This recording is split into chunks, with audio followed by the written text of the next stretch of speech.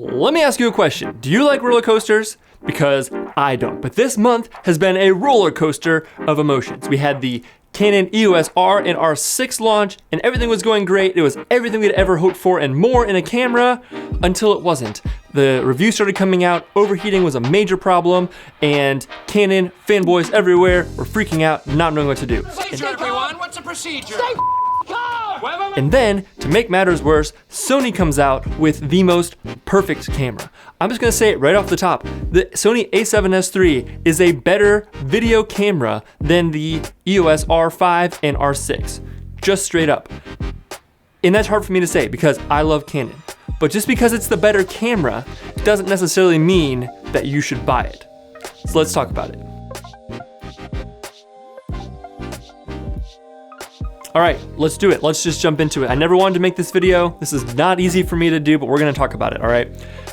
I'm not gonna go through all the different specs of this camera. I'm not gonna run through the entire spec sheet and go through all those different things. There's plenty of videos out there on the internet for you to find if that's something you're interested in. I'll link to some down below where you can go get all the information you ever want to know about both of these cameras. I wanna talk to you today about me personally and just how I think that you should approach and think about these different cameras. Because on the internet, right now, we are having wars and debates and very long comment threads talking all about these cameras that technically they exist in the hands of certain people on YouTube and things like that, but the majority of us do not have in our hands. We've never shot, we've never touched, we've never experienced these cameras. We're having these arguments and these debates and all of this talk purely based on speculation, on specs, and all these different things. And as you know, I'm somebody who doesn't necessarily believe that specs are the most important thing when it comes to a camera, right? I shoot on C100, I just got a C200, but the C100 doesn't shoot 1080p, it doesn't have 422 codecs, it doesn't have a lot of different things, right? But I love that camera for a number of reasons. I have a video up here you can go watch why I love the C100s. It applies as well to the C200s. It's not about specs, right? I shoot the EOS R. That's one of my favorite cameras I've ever owned. On specs, if you look at the specs sheet of that camera, it does not stand up to the competition, right? It just doesn't. But something about using the camera, the footage I get, the experience of using it, I love that. And I'm able to create really great shots with that camera, and I'm really happy with the way that it looks. And that's all that matters to me, and that's all that matters to my clients. And I think that's all that should matter to you. But when it comes to these two different cameras, that's where the whole world kind of gets flipped on top of its head, because the things that I think make the Sony a better camera have nothing to do with the specs, right? If you take all the different specs in the codecs and the 8K and the RAW and the 10-bit 422 and take all those things, throw them out the window, right? Let's just say that they're even, right? Because both these cameras, let's be honest, they shoot really high quality images that look amazing, right? There's no arguing that. You can pixel peep, you can get in there and you can look at the fine details and you can say this and you can say that or whatever. But at the end of the day, I think what separates the Sony from the Canon in this instance, which is crazy because it's always been reversed, is a lot of the little things that they did. A lot of the small decisions and the things that they tweaked and changed about this camera, listening to the filmmakers who actually are going to use it, that make it the better camera. So a lot of these features that I'm mentioning, they're not necessarily leaps and bounds better than what Canon is doing. Canon has been doing a lot of these things well for years. A lot of the small things like the menus and the touchscreen or whatever and the swivel screen, right? Canon has all of those things. It's not like Sony has surpassed them, but what they've done is they've closed that gap. And where there used to be a gap, Sony has always won on specs, right? From a spec sheet alone, Sony has been dominating Canon specifically forever, but they've always had these little teeny tiny things that were just kind of off about the camera. Small little nuancy things that Canon has always done really well. Well, what Sony has been able to do in this new camera is they've closed that gap. They've eliminated a lot of those but or what if type of scenarios, and they've really made it so it's a level playing field. And then from there, then on top of that level playing field in terms of functionality and usability, now you're looking at the deeper things. Now you're looking at the codecs and the overheating and all these other little things that is really where then Sony starts to pull ahead by a long shot. Whereas before, that was what was holding it back and making it so that you could make an argument about both cameras. But at this point, there's no argument to be made. I have an R6 ordered and I'm going to keep my pre-order. I'm not going to order the A7S III. I'll talk about that at the end, why that's my final decision. But I'm going to talk about a few of the little things that Sony did right that make this camera really stand out. Essentially what Sony has done with this camera is they have taken a cinema camera and they have packaged it down into a teeny tiny little mirrorless body, right? all of the things that we love about cinema cameras, minus a few small exceptions, you're able to achieve with this tiny little mirrorless camera. Those include dual card slots with simultaneous recording. This is a huge deal. Being able to record to 2 different cards simultaneously means you always have a backup of all of your footage. And this is huge whether you shoot weddings, whether you shoot commercial work, it doesn't matter what you do. Having to reshoot something because your card got corrupt or lost or broken or whatever, and not having a backup for it, that sucks, right? Having dual card simultaneous recording is one of my favorite features of my cinema cameras, and now you have it in the Sony A7S III.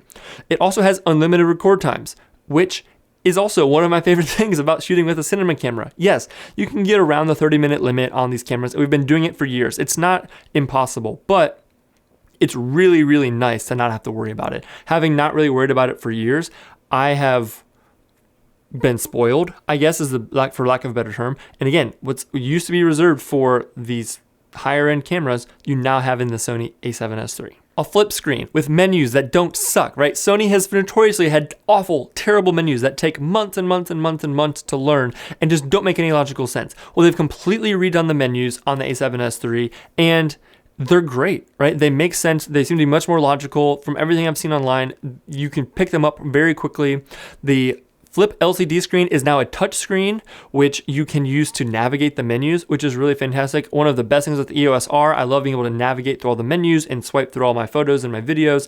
It's just really nice to be able to touch your screen, right? It's 2020. You should be able to touch your screens, people. And you can now on the Sony. They got rid of the weird flippy up and down screen that they had for such a long time, and they finally gave us a fully articulating screen, which again is one of those things that's like a little thing. It's not the end of the world if you don't have it, but it makes a huge difference. It's so convenient to have a screen that can flip around in all different directions, and we finally have it now on the A7S III. Another improvement Sony made with the A7S III that really helps it to compete with the likes of the R5 and the R6 is the autofocus system. On the A7S II, the autofocus system just wasn't very good. That's just pretty much a fact. And Canon has always been leading the industry with their dual pixel autofocus system. But since then, in a lot of the other Sony cameras, Sony has been slowly but surely improving their autofocus system in their video cameras, leading up to this point with the A7S III. And from everything that I've seen online, again, I haven't used these cameras personally, but from everything I've seen online with some very reputable people doing some tests, it is on par, if not better, than the dual pixel autofocus system in the Canons. Again, it's one of those things where is one better than the other? It's really hard to say. How do you rate what's better or what's not? But it definitely competes and is no longer lagging behind. And that is a huge, huge thing for Sony, because that was one of the areas that was a deal breaker for a lot of people, especially with these mirrorless cameras wanting to use them on a gimbal.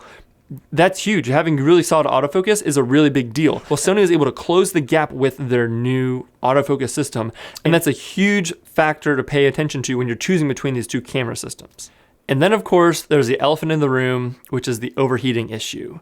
And that is, honestly, it is the Achilles heel of the R5 and the R6. Because if the overheating thing was the exact same, I would choose the Canon 100 times out of 100 because I have so many EF lenses. I am fully invested in the Canon ecosystem. I just bought this Canon C200. So I'm very interested in having a camera that I can pair with the C200 and can work within all of my Canon lineup, right? But the fact that the R5 and the R6 have overheating issues at all just puts that seed of doubt into your mind. When you go to shoot with this camera and it's outside and it's warm, it doesn't matter if it's a wedding day, it doesn't matter if it's just a commercial shoot, it doesn't matter what it is. There's competing information on the internet right now about how often the camera will actually overheat, what the overheating issues look like, if you are recording continuously, if you're shooting intermittently, what that's gonna look like. But the fact that, Canon itself has come out and said that there is a 20-minute record limit to 8K, could care less, right? 8K is just there to look cool. That's not really matter. But what the problem is start getting into these overheating issues in 4K 24, 4K 60, and that becomes a problem. Now, again, I can get into my personal opinion about how I can see myself working around this and all those different things. But at the end of the day, you say what you want, but it would be better if there was no problem, right? If at least, even if it was maybe not the R5, but the R6, right? That doesn't have the 8K, that doesn't have all those crazy modes. If you could just say with confidence, yes, I can shoot this 4K, no problem, full frame, for an unlimited amount of time, that's all that we want. And that's what's so interesting about this whole thing, is that Canon has always been the one that has been very practical, right? They're like, we're not gonna put specs in just for the sake of putting in specs that's gonna potentially hinder the camera or do something that would cause an issue for the usability of the camera. And that's essentially what they did. They tried to pack so many features into this camera to make it look really flashy and all these different things, but now the camera is somewhat unusable. Again, it's overheating not just outside in like really hot conditions, it's overheating inside, right? Again, which again, it makes sense if you think about the thermodynamics, it's totally acceptable. However, Sony knows that that's a deal breaker. Like that makes it really difficult for you to use the camera in any practical way in 4K, right? And Sony did a lot of really smart things to make it so that that doesn't happen. And at the end of the day, I mean, this is gonna be a really big deal going forward. And again, as Canon users, we wanna try and talk our way out of it and try and say like, oh, it doesn't matter, like it's not a big deal. And again, I have some thoughts on that. But at the end of the day, it is a big deal. It's not good. It would be better if it didn't overheat. Point blank, end of story. Now, I could keep going on and on about a few of the other little things that Sony did, little tiny things, like the fact that you can now charge the camera with a battery bank, right? That helps the battery life. That's a big deal. That's a really smart, simple thing that you can do to make the camera more practical, more usable in a lot of different scenarios. The fact that there is a full HDMI port, the fact that the port doors on the side of the camera are much higher quality, they just function much better, and they're more out of the way, right? Like all these little teeny tiny things that Sony has done are really, really fantastic, and they make this a really great camera. But like I said at the beginning of the video, I still plan on buying the R6 and keeping the R6. Well, why is that? Well, for me personally, again, everybody out there, you got to assess these cameras based off your scenario, based off your needs, based off your wants. But for me, I want to use this camera as a gimbal camera with my C200. That's the primary function. The C200 does all of my heavy lifting. Any long recordings I have to do is always going to be with the C200, and if anything else, probably honestly with the C100 Mark II, right? I really need this R5 or R6 in my case to be a gimbal camera that I can use for certain pickup shots, for certain things, for the C200 when I'm pairing with it. We are not shooting very many weddings anymore. We have completely flipped our business, changed the way that we're doing things. This year, we're shooting 3 weddings, mostly due to COVID, but our goal is never to shoot more than 10 weddings a year. That's just where we're at. So to buy a camera specifically for specs that are very wedding focused and needing to have it be able to record for long periods of time outdoors, that's a very wedding specific problem, and one that I don't envision running into an issue with the way I want to use this camera. And while I did mention earlier that they essentially packaged a cinema camera or cinema camera features into this little body, I would still rather have cinema cameras. At the end of the day, nothing can really replace the functionality and just the practicality that you get from the cinema cameras. And again, throw specs out the window. There's just something different about using this camera, the built-in ND filters, the form factor, SDI out. Like there's all these like things about a cinema camera that really separate it from these mirrorless cameras. And as great as they are and as good as the specs are, it's just never going to quite be the same. And there's lots of different scenarios where having the cinema camera is much better. So for me personally, I still, again, would rather have the cinema camera. I'm glad I bought the C200, and I've never even considered replacing my cinema cameras with an R5 and an R6. I've always considered this debate as to just having them as my second camera, my gimbal camera, or whatever. But if you're out there and you need one camera to do everything, if you want to record long things, maybe you record, film podcasts. I film podcasts all the time with my cinema cameras, and having unlimited recording times is really nice, right? So if you're the kind of person who doesn't have cinema cameras, but you want some of that cinema functionality, then yeah, the A7S III is going to get you a lot closer to that cinema functionality. But I just want to put this in there. It's never going to fully replace a true cinema camera. And when it comes to shooting weddings, we still shoot all our weddings in 1080p. Let's just be real here. Like, we just recently picked up this C200 like a month ago, and this is the first time we've ever been able to shoot 4K kind of in like a more realistic setting. But like, we've been shooting and delivering everything in 1080p forever. Now, I know that when you're thinking about these cameras, you want to be thinking future, and that's why, again, I'm a little bit torn because yes, in the next couple years, I do think that transition to 4K is going to happen, which is why we bought this C200, so we can shoot 4K and deliver in 4K in those scenarios where we need to.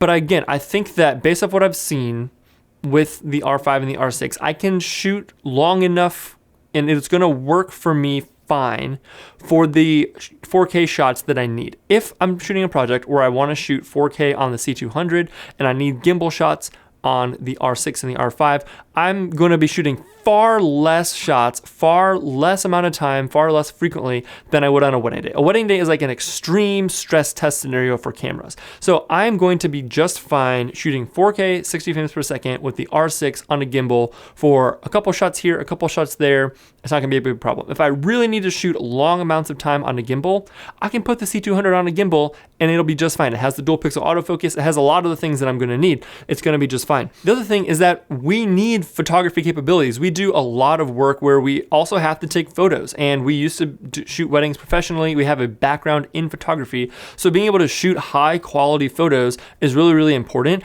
And the fact that the A7S III only has a 12 megapixel sensor makes that so it's sort of a deal breaker. And like, yeah, you could, if you're out there and you only need to take photos for thumbnails for YouTube, social posts for Insta, something like that, you can get away with 12 megapixels and you'll probably be fine. But for the work that we do, we actually do headshots and professional photography, client work, product photography, all these different things that we need a camera that has a decent number of megapixels to do. Now, 20 in the R6, honestly, is probably a little bit on the low side, but 12 would be a deal breaker for us. So for me personally, I'm still going to go with the R6 because, again, I can get the C-Log, which will match the C200. For me personally, in my very specific set of circumstances, the R6 is going to be perfect for me, and I think that it's going to be the right choice. I don't want to have to go buy more Sony glass. I don't want to have to do any of those things. I love having the ND filter adapter for my RF mount with my EF lenses.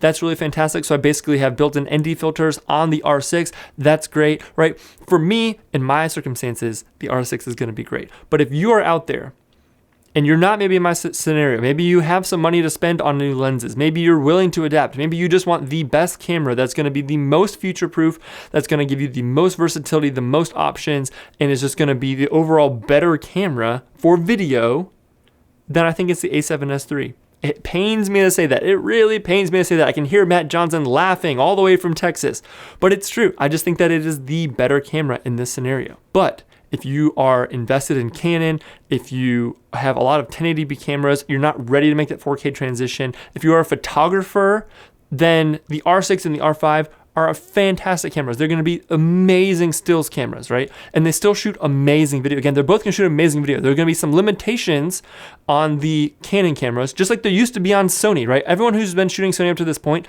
they've had limitations to deal with. And they've worked around them and they've made it work, and they've made amazing films with these Sony cameras. It's kind of just switched now, right? You'll still be able to make amazing films with the R5 and the R6. You'll just have a couple workarounds you have to deal with. If you want to go hassle-free with less workarounds, the Sony's going to be for you. Whereas in the past, the Sony had all the workarounds. Sony had all of the little tiny things that were wrong with it that you just dealt with and you just had to deal with if you're a Sony shooter, right? Ask Matt Johnson. He's been dealing with it for 5 years and he's made it work. So at the end of the day, both of these cameras are amazing. Where we are with technology, with cameras, is just mind-blowing if you really think about what we're getting for the price. But I still believe the A7S III is a better camera. I'm personally still going to get the R6. I think I'm still going to love it. If you feel pressure to buy the Sony or to buy the Canon or to do whatever because of brand loyalty or this or the other, throw all that away. Look at the practical things, how it's actually going to impact you, these little tiny differences, these little tiny things that actually make a difference when you're filming, shooting, recording, creating these videos, creating content. That's what you need to focus on. Don't worry about the specs, forget about the 8K, forget about the RAW, forget about the 422. Like, yes, that matters. And like, yes, 13 stops at dynamic range on the Sony is really impressive. But at the end of the day, make a decision about the camera that's going to be best for you and just go make amazing films. Don't get so hung up on it. Don't fight on the internet. Please be nice to each other on the internet. This is a PSA. Be nice to each other on the internet. It's just a camera, okay? We're going to make amazing films with these cameras. I can't wait to see what everyone's able to do with them. Comment down below what you're planning on getting, what your thoughts are, if you're torn or if you have decisions to make. Hopefully this helps you a little bit in your decision-making process, but that's all I have for you guys today. Thank you so much for watching this video. Please comment, like, subscribe, all the YouTube things. Oh, and by the way, this entire video was shot in RAW 12-bit. Could you tell? Could you tell a difference? Probably not. You know why? Because specs don't really matter. But let me know what you thought of this anyway, because I'm just experimenting, honestly. It's a little overkill to shoot in RAW for a YouTube video, but I'm trying to get better at shooting in RAW, just trying to practice with the workflow. So here we are. Anyway, thank you guys so much for watching. For whatever it's worth, if you made it this far, I actually also made a video with my friend Caitlin on her YouTube channel talking all about the R5 and the R6 from a photographer's perspective. So if you're interested in that, I'll also link that down below. I have some podcasts talking about these different things over on the podcast. Go check that out. Linked down below. I think that's all I have for you guys today. Thank you so much for watching, and see you in the next one.